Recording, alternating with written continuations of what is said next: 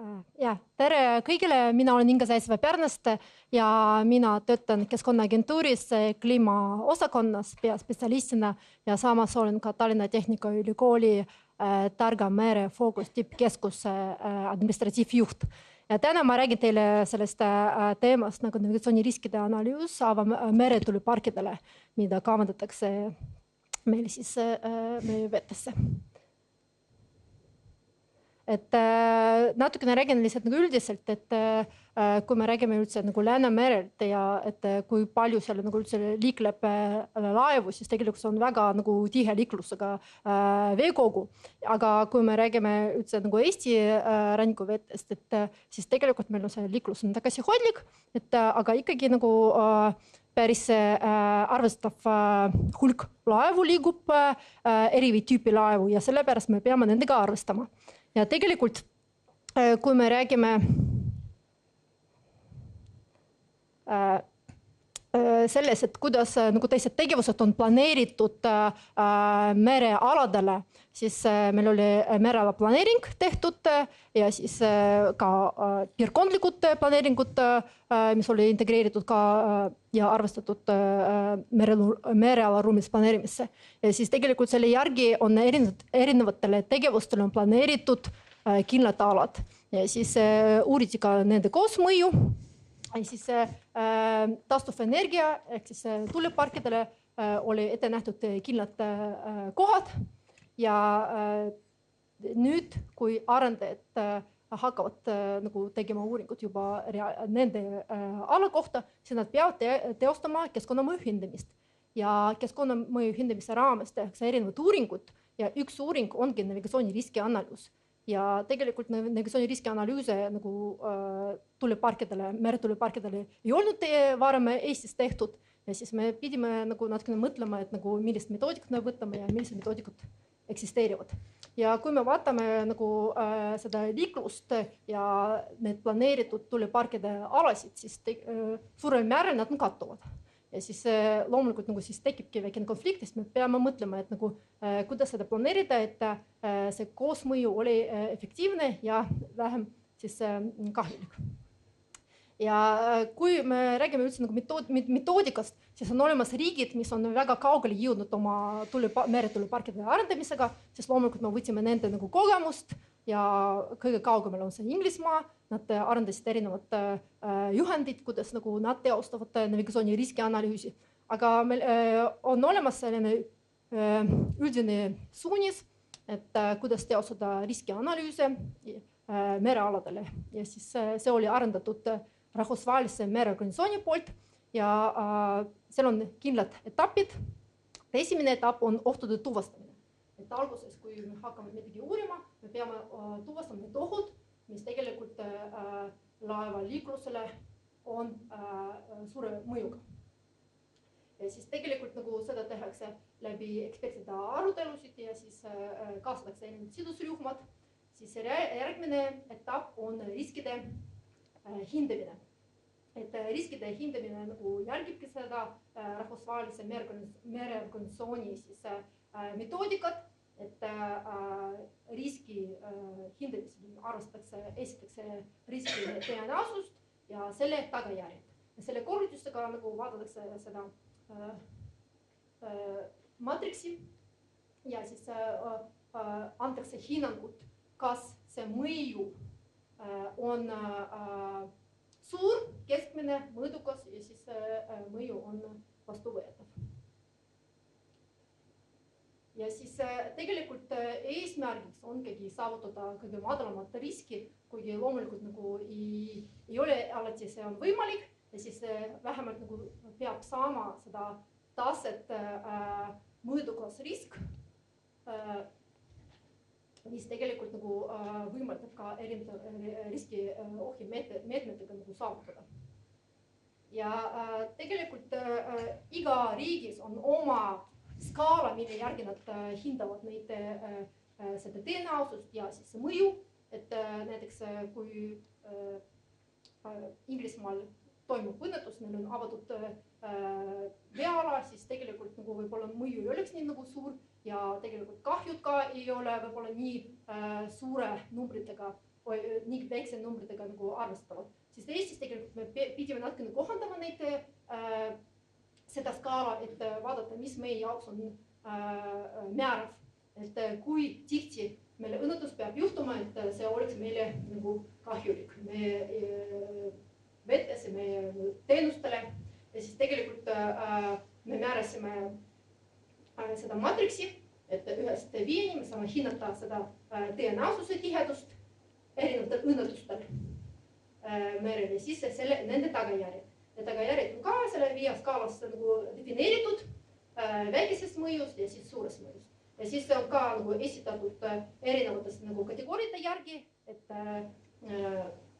inimestele mõju, siis mõju varale, keskkond ja siis teenustele. Ja siis selle koosmõju siis annabki nagu meile hinnangut, mille riskitasemega tegu on. Ja siis alguses oligi niimoodi, et me hindame seda riskitaset ja siis vaatame, millised juba meetmed on rakendatud, et see risk oleks selle tasemel. Pärast nagu mõtleme, et kui see risk on liiga kõrge, siis kuidas seda nagu maandada või leevendada. Ja loomulikult ideaalis on madal risk, peab olema saavutatud, aga vähemalt nagu see mõõdukas risk nende ohimeetoditega peab olema saavutatud kindlasti. Ja siis ma mainisin ka Inglismaa metodoloogiat, aga on olemas ka teised regulatsioonid rahvusvahelised, mis olid tunnustatud ja tegelikult me võtsime kõik neid arvesse, sest tegelikult üldist sellist metodoloogiat, mis arvestab meretuuleparkide objekte navigatsiooniriski analüüsiks ja sobiks Eesti kontekstile ei ole. Ja siis kui me hakkasime mõtlema, et nagu millised andmed me kasutame, siis me lähtusime ikkagi nagu sellest nagu metoodikate või praktikast, mis on teisest riikidest, et alguses me võtsime aluseks AIS andmed. AIS andmed see on automaatne identifitseerimise süsteem, mis tegelikult iga laev, konvektsiaalne laev, ehk siis suured kommertslaevad peavad siis omama ja esitama kogu aeg oma asukohta, raporteerima oma asukohta ja eriti kui nad muudavad mingit kurssi, siis tegelikult see info meil olemas. Väikse laevade kohta meil ei ole nii palju informatsiooni, sellepärast need andmed on piiratud, kuna väike laevadel ei ole kohustus seda AIS süsteemi nagu kanda. Ja siis tegelikult me vaatasime ka, et see AIS andmete maht ei ole väga sarnane erinevatel aastatel. Ja selleks, et anda adekvaatset ja võib-olla suurema tõenäosusega siis hinnangud, me võtsime 2 erinevat aastat ja vaatasime, kuidas need AIS andmete maht on, näha ta on erinev aasta jooksul. Siis tegelikult me tekitasime sellist andmebaasi, mis koondas need kõik andmed ja tekitasime hüpoteetilist aastat, mida me hakkasime hindama AIS andmetega. Siis tegelikult me vaatasime ka, kui palju laevu, erinevate tüüpide laevu liigleb tuuleparkide lähedal ja siis kuidas nagu siis, mis on kõige suuremad võib-olla mahuga tüüpi laeva on selles piirkonnas domineeruvad. Siis me vaatasime ka sesoonset muutlikkust, et kuidas laevaliiklus muutub aasta jooksul ja samas ka eri aastatel. Ja siis avastasime ka, et nagu mõned aastad on tõesti nagu suuri tihedusega, et see on seotud tõesti kas vaba ja hooajaga, aga samas ka nagu erinevad tüüpi laevad liiklesid erinevatel hooajal erinevalt. Ja siis me seda ka vaatasime. Järgmisena me vaatasime ka, millised on traditsioonilised laevaliikluse koridorid. Ja praegu siin on näidatud see nagu kõige esimene kavandatud meretuulepark, mis Saaremind Energy praegu siin näitan. Ja tegelikult me tuvastasime need põhilised laevaliikluse koridorid ja hakkasime uurimagi, et mis on see nagu laevade jaotus, hulk ja siis tihedus just selle ala ümbruses. Siis selleks, et modelleerida neid ebasobiliku stsenaariumi, näiteks kokkupõrged ja madalale sõitu, et me pidime ka vaatama, me pidime vaatama, et mis loos oli. Et tegelikult nagu ilma selleta meie mudel ei saa adekvaatselt teha prognoosi tuleviku perspektiivis. Siis me vaatasime, et tegelikult see piirkond ametlikult ei ole väga palju nagu juhtumit toimunud, et oli ainult 2 madalala sõitu ja 1 kokkupõrge. Aga nagu me teame, me võtsime ühendust ka VTS-iga, et nad ütlesid, et tegelikult nagu on väga palju sellised väga peaaegu ohtlikud momente laevadega, aga need ei reporteerita ja ei uurita. Ja sellega seoses, et meil see nagu, informatsioon oli piiratud ja see loomulikult mõjutab need modelleerimisi, aga me ei saa praegu nagu hinnata, kui palju nad mõjutusid. Et me vaatame ka merepõhja andmeid, et vaadata, kas nagu on mingid piirangud laeva liiklusele, kui me nihutame mingit liikluse koridore, laeva liikluse koridore nagu eemale sellest tuulepargist, tuulepargi alast. Siis vaatasime ka ilmatingimused, sest me vaatame ka nagu, kuidas tingimused muutuvad aasta jooksul ja aastatega erinevatel aastatel, milline on trend ja tegelikult kus on see domineerivad tuuled, sest kui me hakkame nihutama need laeva liiklusse koridore, siis me peame vaatama, kas laevad suudavad need tihenenud nagu koridori liikleda, kui ma ei tea, mingid ilmatingimused nagu halvenevad või kui on suured laevad, näiteks neil on purjepind on väga suur, siis nad hakkavadki triivima, kui midagi juhtub laevaga täpselt nagu selle alale. Ja see tekitab lisaohtu ja võib tekitada ka reostuse ja teisi kahjulikud siis probleeme. Ja siis kui me hakkasime mõtlema, et nagu see simulatsioonid on üks väga hea asi, et modelleerimine, aga me peame ikkagi nagu valideerima seda ka ekspertide arvamustega. Ja alguses meil protseduur läks niimoodi, et alguses me koondasime ekspertide arvamusi, et meil eksperdid olid nii tüürimehed, kaptenid kui ka lootsid ja siis nad andsid esmase hinnangu meie juba valmistatud karsidele, et kus kohas need on kuumad kohad, kus võib juhtuda mingi õnnetus. Näiteks tihti toimuvad need õnnetused laeva liikluse koridoride ristumistel, siis kus ühinevad laevateed või lahnevad. Et siis ja tegelikult see on kõik põhilised kohad, mida me vaatasime võib-olla nagu detailsemad. Ja siis tegelikult iga ekspert pidi täitma sellise tabeli, et esiteks nimetama ja identifitseerima, millise ohuga tegu on näiteks nagu teed ristuvad, ma ei tea, nagu ühenevad, siis pärast nad annavad ka algpõhjust, mis võiks olla selle ohu põhjuseks. Ja siis nad pidid ka nagu andma hinnangut, mis on praegused riskiohje meetmed, mis on juba rakendatud, näiteks mingid navigatsioonimärgid, poid või ma ei tea, VTS või veelikluse süsteem olemasolu. Et see kõik nagu loomulikult mõjutab need riske. Ja ma sellest juba rääkisin. Ja siis nad täidavad seda tabeli.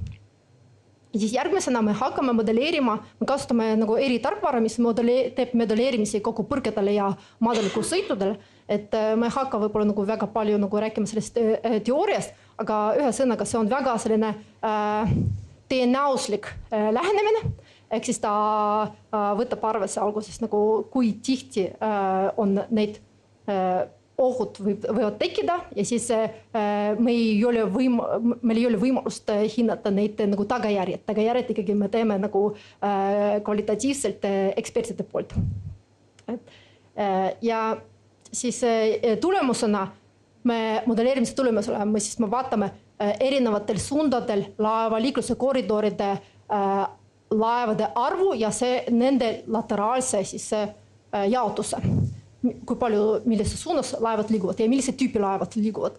Ja siis tegelikult me teeme ümber seda kaardi, et ühendame või liidame neid ristuvaid meretuulepargi siis kattuvusega siis neid liikluse trajektoore kuskile muule. Me nihutame neid kohale, kus on tegelikult nagu on reaalselt nagu arvatavasti see nagu toimub ja siis arutame uuesti need lateraalselt nagu jaotusi, et vaatame loomulikult, et nagu Saare Wind Energy puhul tõesti oli palju nagu ruumi, kuhu saab nihutada neid laevateid, aga näiteks Riia lahel on liiklus on tihedam ja pluss veel see rohkem planeeritakse tuuleparke, ehk siis seal on juba läheb nagu liiga võib-olla kitsaks ja siis peab rohkem mõtlema, et nagu kuhu neid liikluskoridore nagu nihutada ja kui palju see hakkab mõjutama.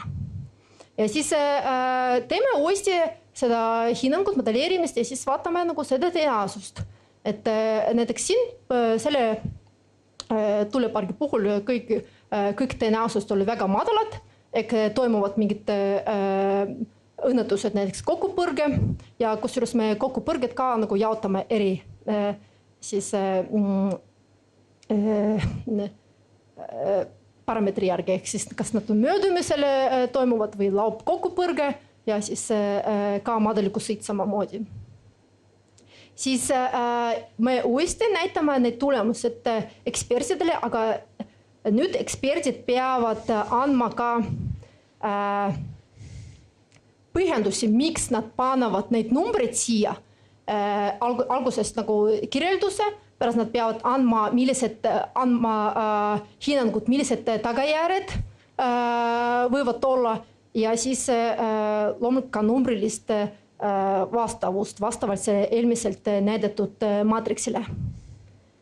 Ja selle järgi me uuesti modelleerime ja vaatame, kus on see kõige kuumemad kohad, mis seotud väga suure riskiga, mitte riskiga, tõenäosusega, seepärast riskid nagu peab veel hindama neid mõju. Ja siis tegelikult me näeme, et siin on mõned tõsi kohad punasega märgistatud, et see tõenäosus, et siin toimub mingi õnnetus, on päris kõrge. Ja selleks, et olla veel paremini vendunud, et me kõik teeme õigesti, me kasutame ka reaalaja simulatsioone. See on nagu reaalaja simulatsioon, mis tegelikult võimaldab meil kuumade kohtadel, mis me tuvastasime, reaalselt nagu laevaga sõita ja erinevate ilmatingimustel kontrollida, kas laev püsib või ei püsi. Sest alguses modelleerimine on üks asja, teist nagu peab nagu kontrollima, kas see toimib. Sest vahest ongi tundub, et nagu paberi peal ja mudel näitab, et kõik on korras, aga reaalselt kui inimene ei suuda teostada neid sõidud mööda see koridori, mis on ette nähtud. Ja siis me valisime ka erinevad nagu laevatüüpe, vastavalt need, mis antud piirkonnas liiklevad ja see on reaalselt nagu laevad. Ja siis me arvestasime nende ka mootori parameetritega, suurusega, laiusega ja siis selle laeva võimekusega. Ja siis me simuleerisime erinevad stsenaariumid, et kui mootor saab rikke ja ta hakkab triivima meretuulepargi alale ja samas ka vaatasime, kui mootori jõul laev liigub, näiteks türimees ei jõudnud reageerida või ei näinud või paha ilmaga, ta lihtsalt nagu sõitiski otsa. Ja siis me mängisime läbi erinevate laevatüüpidega ja erinevate laeva ilmatingimustega ka ja siis täpselt nende kohtadel, kus oli tuvastatud kõige suurema siis ohuga need riskid. Ja siis me tuvastasime need riske, määrasime need iga ohule, mis eksperdid tuvastasid ja siis arutasime maatriksis neid nagu maatriksi järgi ja siis vaatasime, mis on kõige kõrgemad näha, et nagu enamus oli väga kõrged, siis me küsisime nagu ekspertidele, et mis meetmed peavad olema rakendatud, et seda riski viia madalale tasemele ja uuesti modelleerisime juba sama stsenaariumi, aga kui need riskiohjemeetmed on rakendatud. Ja siis me kohe nägime, et tegelikult need riskid on viidud täpselt nagu madalale tasemele, mis on aktsepteeritav meie jaoks. Ja siis me andsime ka seda nagu oma hinnangu selle kohta. Aga ma arvan, mul on aeg juba täis, et suur tänu.